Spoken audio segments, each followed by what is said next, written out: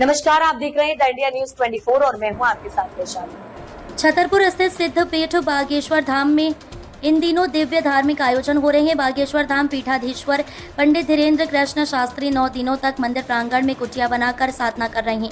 प्रतिदिन वे सुबह विशेष हवन कर विश्व कल्याण और सुख समृद्धि की कामना करते हैं और भारत को हिंदू राष्ट्र बनाने का संकल्प लेकर साधना में लीन रहते हैं।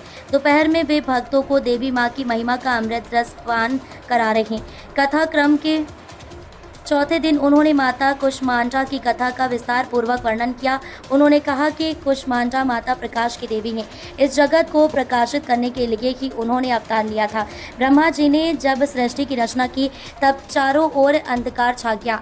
ऐसे में ब्रह्मा जी ने भगवान विष्णु से मार्गदर्शन मांगा। श्री हरि ने योग माया शक्ति का आवाहन करने का सुझाव दिया।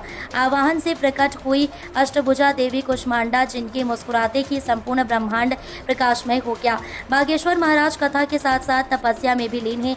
तपती दोपहरी में उन्होंने नंगे पैर बालाजी और भगवान महादेव की परिक्रमा लगाई।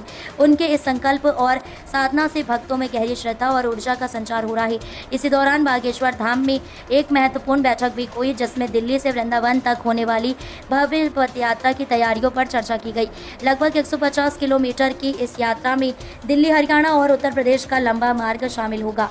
लाखों भक्त इस यात्रा में भाग लेंगे। भोजन, जल और विश्राम की व्यवस्थाओं को लेकर सैकड़ों प्रभारियों को जिम्मेदारियां सौंपी गई हैं।